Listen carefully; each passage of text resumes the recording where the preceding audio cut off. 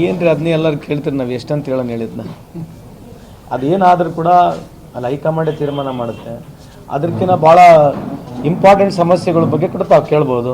Train ಹಾಕ್ಸಿದಾಗ ಮೊನ್ನೆ 18 ಜನ ತೀರೋಗಿದ್ದಾರೆ ಅಲ್ವಾ? ಇಲ್ಲಿವರೆಗೆ ಈ ಕುಂಭಮೇಳದಲ್ಲಿ ಎಷ್ಟು ಜನ ತೀರೋಗಿದ್ದಾರೆ, ಎಷ್ಟು ಜನಕ್ಕೆ ಸಾವಿರಾರು ಕೋಟ್ಯಾಂತರ ಜನಕ್ಕೆ ಅನಾನುಕೂಲ ಆಗಿದೆ, ಇವು ಕೂಡ ಚರ್ಚೆ ಆಗ್ಬೋದು. ಕೇಂದ್ರ ಸರ್ಕಾರದ ಬಡ್ಜೆಟ್ ಬಗ್ಗೆ ಮಾತನಾಡ್ಬೋದು ಅಲ್ಲ, ನೀವು ಕೇಳಿ. ಬಟ್ ಇಶ್ಯೂಸ್ನ ಫ್ರೇಮ್ ಮಾಡೋದು ಕೂಡ ಒಂದೇ ಥರದ್ದು. ಎಷ್ಟು ನಮಗಂತೂ ಎಲ್ಲ ಕಡೆ ಹೋದ್ರೆ ಇದನ್ನ ಬಿಟ್ಟರೆ ಬೇರೆ ಪ್ರಶ್ನೆ ಇರೋದು. ಮೊದಲನೇ ಪ್ರಶ್ನೆ ಇದೇ ಇರ್ತದೆ.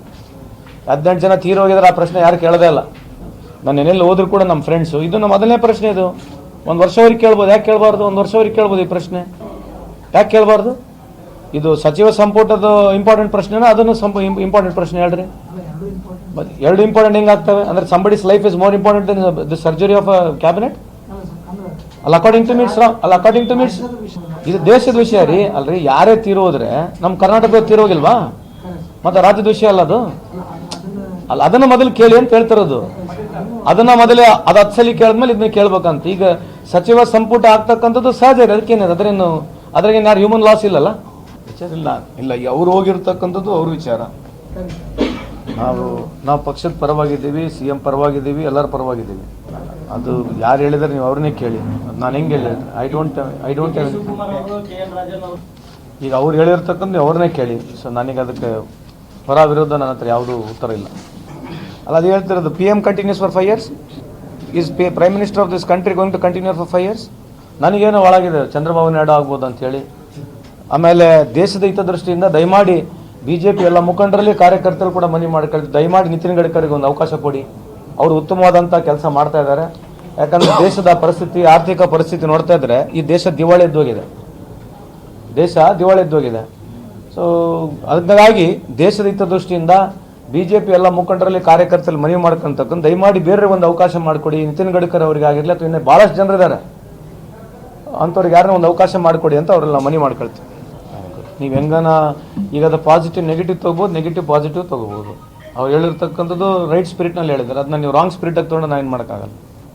ಅಲ್ಲ, ಅದು ಸರಿನೂ ತಪ್ಪೂ ಇದೆ. ಯಾಕಂತಂದರೆ if at all you want to do one university according to me, ನಾನು ಆ ಇಲಾಖೆ ಸಚಿವನಲ್ಲ, ಸಾಕಷ್ಟು ದುಡ್ಡು ಬೇಕು. ಕೇವಲ ನನಗಿರ್ತಕ್ಕಂಥ ಮಾಹಿತಿ ಹಾಗೆ ಬರೀ 2 ಕೋಟಿ ಇಟ್ಟು ಯೂನಿವರ್ಸಿಟಿಗಳನ್ನ ಪ್ರಾರಂಭ ಆಯಿತು. By placing 2 crores can you make an university? ಇರ್ತಕ್ಕಂಥ ಯೂನಿವರ್ಸಿಟಿ ಸ್ಟ್ರೆಂಥನ್ ಮಾಡಿ, if it was overburdened, ಅಲ್ಲಿ ಜಾಸ್ತಿ ಜನ ಆಗಿದ್ರೆ then I think we should have taken a call according to me. ನಾನು I could be wrong. So this is only thing I can share such informations. ಅದಕ್ಕಿಂತ ಜಾಸ್ತಿ beyond I don't have much. ನನಗೆ ಅದ್ರ ಬಗ್ಗೆ insight ಜಾಸ್ತಿ ಇಲ್ಲ. 2 ಕೋಟಿನಲ್ಲಿ ಹೆಂಗೆ university ಪ್ರಾರಂಭ ಮಾಡೋಕ್ಕಾಗುತ್ತೆ? ಯಾಕಂದರೆ ಇನ್ಫ್ರಾಸ್ಟ್ರಕ್ಚರ್ ಕ್ರಿಯೇಟ್ ಮಾಡಬೇಕು ಅಂತಂದಮೇಲೆ ಸ್ವಲ್ಪ ಜಾಸ್ತಿ ದುಡ್ಡೇ ಬೇಕಲ್ಲ. ಆಮೇಲೆ ಇರ್ತಕ್ಕಂಥ ಯೂನಿವರ್ಸಿಟಿ ಪರಿಸ್ಥಿತಿನೂ ನೋಡ್ಕೋಬೇಕಲ್ವ? ಅದೇ ಹೇಳ್ತಿರೋದ್ರಿ. ಈಗ ಅವ್ರು ಹೇಳ್ತಿದಾರಲ್ಲ, ಈಗ ಸರ್ಕಾರ ಬಳಿ ದುಡ್ಡಿಲ್ಲ ಅಂತ ಹೇಳ್ತಾರೆ, ಹೌದಾ? ನಮ್ಮ ಸ್ಕೀಮ್ಗಳು ಅವರೇ ಕೊಡ್ತಾರೆ ಎಲ್ಲ ಕಡೆ. ಪ್ಯಾರಿ ಬೈನಾನ್ ಶುರು ಮಾಡ್ಯಾರ. ಏನು ಯಾವುದು? ಲಾಡ್ಲಿ ಬೈನಾ, ಪ್ಯಾರಿ ಬೈನಾನ್ ಶುರು ಮಾಡ್ಯಾರ. ಏನು ಅರ್ಥ ಇದು? ಮತ್ತು ಇವ್ರು ಯಾಕೆ ಮಾಡಕತ್ತಾರಂತ ಎಲ್ಲ ಕಡೆ? ಈಗ ಮೊನ್ನೆ 3 ಕೋಟಿ ಜನರಿಗೆ ಇನ್ಕಮ್ ಟ್ಯಾಕ್ಸ್ ಫ್ರೀ ಮಾಡ್ದಲ್ಲ, ಇದು ಯಾವ ದುಡ್ಡಿದು? ಇದು ಫ್ರೀ ಬೀಸ್ ಅಲ್ಲ ಇದು. 12 ಲಕ್ಷವರೆಗೆ ಯಾರ್ಯಾರು ದುಡಿತದೆ ಅವ್ರು ಹೇಳಿರೋದ್ರ ಪ್ರಕಾರ 12 ಲಕ್ಷವರೆಗೆ ನಿಮಗೆ ಟ್ಯಾಕ್ಸ್ ಫ್ರೀ ಅಂತ ಹೇಳಿದ್ದಾರೆ. ಅದು ಎಷ್ಟು ಸಾವಿರ ಕೋಟಿ ಆಗುತ್ತೆ, ಎಷ್ಟು ಲಕ್ಷ ಕೋಟಿ ಆಗುತ್ತೆ, ನೀವು ಯಾರು ಲೆಕ್ಕ ಹಾಕಿರ? ಮತ್ತು ಇದು ಫ್ರೀ ಬೀಸ್ ಅಲ್ಲ, ಇದು ಫ್ರೀ ಬೀಸ್ ಅಲ್ಲ. ಕೇಂದ್ರ ಸರ್ಕಾರದ ಮೇಲೆ ಎಷ್ಟು ಸಾಲ ಇದೆ ಗೊತ್ತಾ? ಕಾರ್ಪೊರೇಟ್ ಟ್ಯಾಕ್ಸು ಬೆನಿಫಿಟ್ ಕೊಟ್ಟರು. ಕಾರ್ಪೊರೇಟ್ ಟ್ಯಾಕ್ಸ್ ಬೆನಿಫಿಟ್ನಲ್ಲಿ ಇವತ್ತು ಸುಮಾರು 1.5 ಲಕ್ಷ ಕೋಟಿ ಲಾಸ್ ಇದೆ ಕೇಂದ್ರ ಸರ್ಕಾರಕ್ಕೆ. ನಮ್ಮದು ಸುಮಾರು 30% ಇರುತ್ತೆ ಕಾರ್ಪೊರೇಟ್ ಟ್ಯಾಕ್ಸ್, ಇವರು 25% ಮಾಡಿದ್ದಾರೆ. ಆ 25% ಇರ್ತಕ್ಕಂಥ 5% ವೇರಿಯೇಷನ್ ಕಳೆದ 7 ವರ್ಷದಿಂದ ವರ್ಷಕ್ಕೆ 1.5 ಲಕ್ಷ ಕೋಟಿ ಲಾಸ್ ಇದೆ. ಯಾಕೆ ಕಾರ್ಪೊರೇಟ್ ಟ್ಯಾಕ್ಸ್ ಕಮ್ಮಿ ಮಾಡಿದ್ರಿ? ಏನು ರೀಸನ್ ಏನು ಕಾರ್ಪೊರೇಟ್ ಟ್ಯಾಕ್ಸ್ ಕಮ್ಮಿ ಮಾಡಲಿಕ್ಕೆ? ಏನು ರೀಸನ್ ಏನು? ರೀಸನ್ ಕೊಟ್ಟಿರ್ತಕ್ಕಂಥದ್ದು ಇಲ್ಲ, ಭಾಳ ಇನ್ವೆಸ್ಟ್ಮೆಂಟ್ಗಳು ಆಗಬೇಕನ್ನೋ ಒಂದು ರೀಸನ್ ಇದೆ ಇಟ್ಕೊಳ್ರಿ. ಇನ್ವೆಸ್ಟ್ಮೆಂಟ್ ಆಗಿದೆಯಾ? ಇನ್ವೆಸ್ಟ್ಮೆಂಟ್ ಆಗಲಿದ್ರೆ ಅವರಿಗೆ ಪಾಪ ಕೆಲಸ ಮಾಡೋರಿಗೆ ಅವ್ರ ಶೇರ್ ಹೋಲ್ಡರ್ಸ್ಗೆ ಡಿವಿಡೆಂಟ್ ಏನನ್ನ ಕೊಟ್ಟಿದ್ದಾರಾ? ಎಲ್ಲೋಯ್ತಾ ದುಡ್ಡು? 1.5 ಲಕ್ಷ ಕೋಟಿ ವರ್ಷಕ್ಕಂದ್ರೆ ಕಳೆದ 7 ವರ್ಷದಿಂದ ಎಷ್ಟು ದುಡ್ಡು ಆಯ್ತು ಸ್ವಾಮ್ಯಾರೆ? ಇದಕ್ಕೆ ಯಾರು ಉತ್ತರ ಕೊಡಂಗಿಲ್ಲ. ಈಗ ಮತ್ತೆ ಇವ್ರು ಮಾಡೋ ಸ್ಕೀಮ್ ಏನಿದೆ ಇವ್ರದ್ದು? ಇವ್ರು ಬರೀ ಸಾಹುಕಾರರಿಗೆ, ಯಾರು ದುಡಿಮೆ ಮಾಡಿದ್ರೆ ಅವ್ರಿಗೆ ಮಾತ್ರ ಅನುಕೂಲ ಮಾಡ್ದಂಗೆ GST ಯಾಕೆ ಕಮ್ಮಿ ಮಾಡಬಾರ್ದು? GST ನೀವು ಕಟ್ತೀರಿ, ನಾವು ಕಟ್ತೀವಿ, GST ಕಮ್ಮಿ ಮಾಡ್ಬೋದಾಗಿತ್ತಲ್ವಾ? 60% ಜನ ಈ ದೇಶದಲ್ಲಿ GST ಕಟ್ತಾರೆ. ಯಾರು ಇಂಡೈರೆಕ್ಟ್ಲಿ ಡೈರೆಕ್ಟ್ಲಿ ನೋಡೋದು 70% of Indian population is today affected by GST. Income tax ಎಷ್ಟು ಜನಕ್ಕೆ ಎಫೆಕ್ಟ್ ಆಗ್ತದೆ? ಯಾವ್ದು ಲಾರ್ಜರ್ ಇಂಟ್ರೆಸ್ಟು?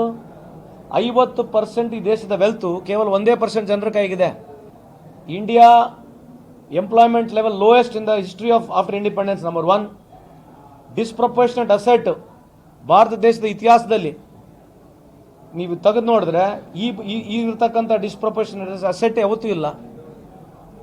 ನಾವು ಹೇಳ್ತಕ್ಕಂಥ ಪ್ರಶ್ನೆ ದೇಶದ ಹಿತದೃಷ್ಟಿಯಿಂದ ಇದೆ. ಇದ್ಯಾವುದು ರಾಜಕೀಯವಾಗಿ ಅವ್ರ ವಿರುದ್ಧ ಮಾತನಾಡ್ತಕ್ಕಂಥದ್ದಲ್ಲ, ಇದು ವಾಸ್ತವಾಂಶ ಇದೆ. ಚೆಕ್ ಮಾಡಿ ನೋಡ್ರಿ ಬೇಕಿದ್ರೆ. ಅಲ್ಲ, ನಮ್ಮ ಇಲಾಖೆಯಿಂದ ನಿರೀಕ್ಷೆ ಪಡ್ತಾ ಇದ್ದೀವಿ, ನೋಡೋಣ. ಸನ್ಮಾನ್ಯ ಮುಖ್ಯಮಂತ್ರಿಯವರ ಜೊತೆ ಮೊನ್ನೆ ನಮ್ಮ ಇಲಾಖೆಯವರು ಮೀಟಿಂಗ್ ಮಾಡಿದಾಗ ಹೋಗಿ ಕಂಡು ಬಂದಿದ್ದೇವೆ. ಸೊ ನಿರೀಕ್ಷೆಯಲ್ಲಿ ಇದ್ದೀವಿ, ನಮ್ಮ ಅನ್ಆರ್ಗನೈಸ್ ಸೆಕ್ಟರ್ಗೆ ಅನುಕೂಲ ಆಗ್ತಕ್ಕಂಥ ವಾತಾವರಣ ಆಗ್ಬೋದು ಅಂತ ನನಗೆ. ಇಲ್ಲ, ಅದಾಗಲಿಲ್ಲ. ಪಬ್ಲಿಕ್ಲಿ ಹೇಳೋಕ್ಕಿಂತ ಮುಂಚೆ we have to be very careful. So what is going to happen is we have to wait and see. ಆದರೆ ಬಂಪರೇ ನಮ್ಮೆಲ್ಲರಿಗೆ.